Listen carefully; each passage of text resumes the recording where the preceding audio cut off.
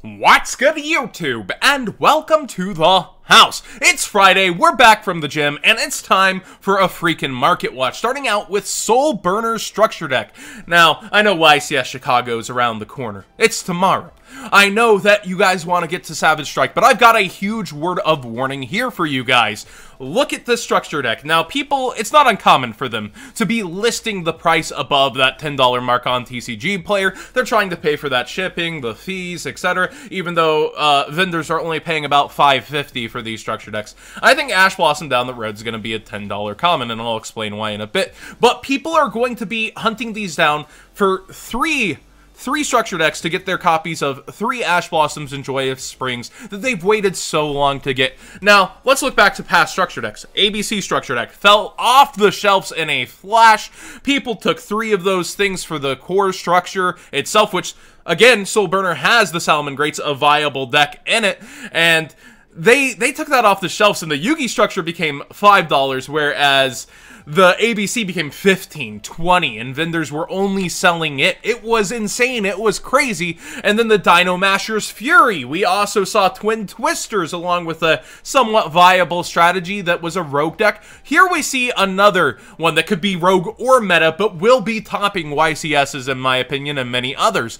I think this deck is pretty darn good, but then you add a staple that everyone has wanted for so long, guaranteed in this. Oh yeah, Ash is even trying to hold over here at the $19 mark, $20 mark for Ultras, and near $18 for Supers. I think after the release, we'll quickly see this become $12 and $10. All the jokes, oh, short printed in the structure, is not gonna happen. Every structure is gonna have one, but I think people will still want the hollow foil ones, competitive ones, as they drop in price, and eventually we will see, similar to Ghost Ogre, the commons raise back towards 10s, the supers raise back towards 15, maybe even 18, ultras be 20 to 25. It really just depends, like, how people see the ultra versus, say, the gold rare Ghost Ogre, as it were. But yeah, I think you don't have to worry about your first ed secret rares, but every other variant's gonna go down for a bit and then back up as these sell out. I don't know if Konami's anticipated the hype for this,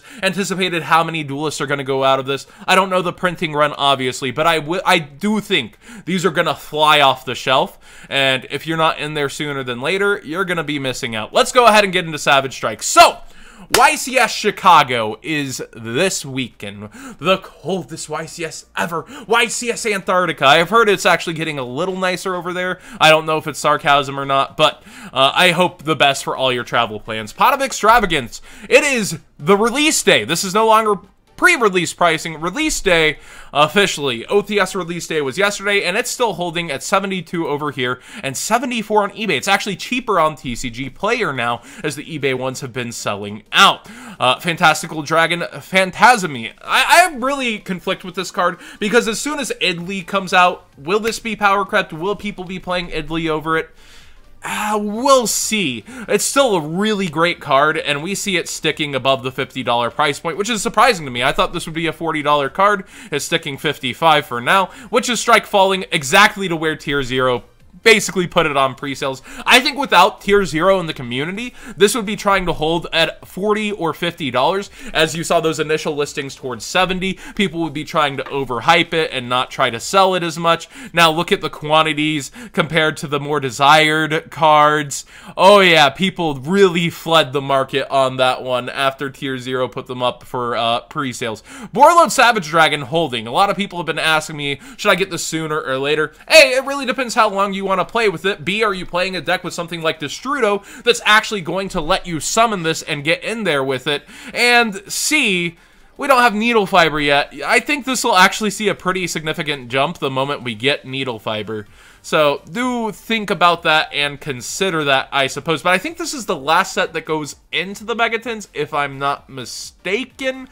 So do be aware they'll be trying to sell Battles of Legends or the Megatons, maybe with a card like this and this. It really just depends, doesn't it? Correct me if I'm wrong on that, by the way, but I'm pretty sure this is the last Megaton set for the year, because I think it revolves around the Ghost Girls, so the Null Nun will be not in this year's, but the next year's.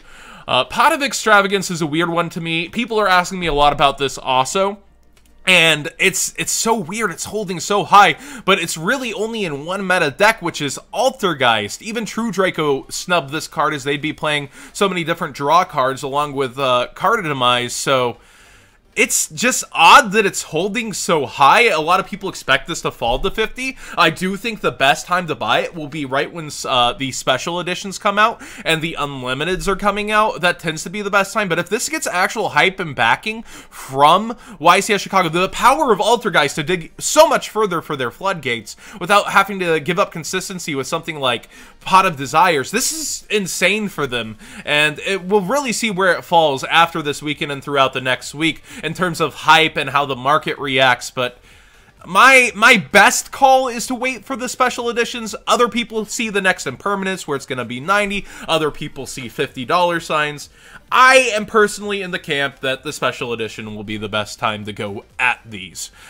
Most underestimated card in my book is Psychic Wielder, which is continuing to fall. I can be wrong. I think eventually this is someday a $30 card. If it hits it before the Megatons, especially with Cherubini coming, and I think it'll see hype around Cherubini's release. But it continues to fall for now. Let's see the lowest prices on eBay here. Towards $16.50, so about the same. Really, eBay and TCG Player sticking pretty close together on release date. That's pretty common. As I've always said, TCG Player, the moment the real day is here, tends to be a little better. But man, it's really sticking out here for Savage Strike. It's pretty crazy. And I guess that's just the power of shorter printing cards, where we've seen multiple people's ratios. We've seen tubers from DZ get kind of shorted there as well, to major vendors. So really interesting to see that that kind of thing just does that for the market as well. Like, it's bad, not interesting, but it's weird to see the fallout of something like Pot of Extravagance, where people are hunting 3 and a case only tends to provide 2, so that hunting down the 3rd becomes all that harder. It's crazy when spending $720 on 12 boxes of Yu-Gi-Oh! Does not produce 3 of these. It's pretty crazy. Going into the final note for Savage Strike from this Market Watch, I think you should get the Time Thief sooner than later. I think as new sets come out, as new things get hyped, some of these commons may become $1, $2 commons, and I think it would be very apt of you not to miss out, especially the Xyz, the Searcher, yeah, Time Thief Winder. I would think to get those kinds of cards before, you know, it's too late. Also, I believe they have a trap that helps protect all Xyz. I think that's the trap card. So definitely consider multiple things on the long term. You can pick these cards off of tables at regionals. Be sure to keep them out of your packs. My point is, set them aside. Don't get caught paying for them later. Scrap Recycler, still with only that one printing. You remember the last time this got hyped? I remember the last time it got hyped. Christrons! Woohoo! $8 Scrap Recyclers! I remember. So now we're here in an age where people are hyping this for Orcust, as I understand it. I still have not seen much Orcust play. I need to start testing against future Orcust. I really hate playing ahead too far, but I really do want to see the power that Orcust holds in combos from good players. Maybe we'll try to do that on stream. But, yeah, there's just so few copies that it's pretty much up there, and apparently Orcust is the reason. Let me know why you would be playing this in Orcust in the comment section down below. Again, Crystron hype failed. It's just that there's not many of these to go around, period. It's not really even that much up from its market price, and the quantities never really hit back on the market after that initial sellout, I feel like. Ooh, I really like this Kaiju. I'm going to start calling him Radian the Eradicator Kaiju. Something to consider when you Kaiju Slumber and give them a Gamma Seal is getting Radian attacking over the Gamma Seal and then having Eradicator Virus, because this meets the requirements. Also, it works with Allure. Radian, I think, is truly underestimated as a Kaiju and is holding a pretty cheap price overall for what it is, in my opinion, and I would get mine sooner than later. I think a lot more players will start to play this in their Kaiju engine, especially Thunder Dragon players if they choose to play it. Of course, Thunder King and Jizukiru are two of the better ones. I would like to actually say, as weird as this is, go for Thunder King in your decks. Not only is it a level 9, which I guess could give rank 9s some access later if you end up having to hand it to your opponent, so that could be seen as a negative, but it's not a machine, and the Cyber Dragon matchup will will still exist. Believe it or not, Cyber Dragons will be something you might face in a round, and I would rather be handing a level 9 over than a machine most of the time. I don't want to give them a tool that they can use in that fashion, but something to think about when Dark Neostorm comes out is level 9, so just kind of have your own toolbox of Kaijus if you're actually playing Kaiju Slumber, if you're hyped about that, if you think Kaijus are kind of the answer also to Sky Strikers, being able to put a monster in their main monster zone and turn him off for the turn seems pretty darn good to me as well. Kind of consider which Kaijus you're going to have. A lot of the Kaijus have gone back up over time, and because of the announcement of 3 Slumber falling back a little bit, but not too much. And actually, this card, I don't think this card will even see too much play if, say, Kaijus are huge. Like, I get it's a shorter printed secret. Look at its price already fall. It's a weird one, and I just don't see it getting too much play. It's so niche, so you have to be handed the Kaiju. You're relying on the opponent, and that's what kind of sucks about it. Dangers before YCS Chicago, or Antarctica, as it were. Dangers Suchi is way up here at the $47 mark. We've got Nessie back up above the $40 mark. Jackalope at 25. Everything's going crazy for Danger, and a lot of people had written this deck off after the ban list, thinking, you know, Danger Dark Warrior, it's gonna be a pushover. I think it's still a real force to be reckoned with, and not because of Cyber Sign or anything, just with it still being one of the only decks that's gonna link spam as well as make crazy boards. I really think you should not underestimate Dangers heading into Chicago, and just think about it. Actually kind of mixes well with Shadows, don't it? But jokes aside, I really do think you shouldn't underestimate this deck, and Jackalope, the buyout that refuses to go down on both platforms pretty much. I think it's 23 over here. Simply Unlucky holding at 25. Support your creator. Seems like people are. He was pretty much the lowest price for a while. So interesting developments on the market all around. What do you guys think is going to happen with YCS Chicago? Do you think Dangers are going to sidewind and take it? Do you think Thunder Dragons are the undisputed favorite? Do you think Sky Strikers not getting hit and Eradicator and Kaiju Slumber running around is not enough to stop that deck?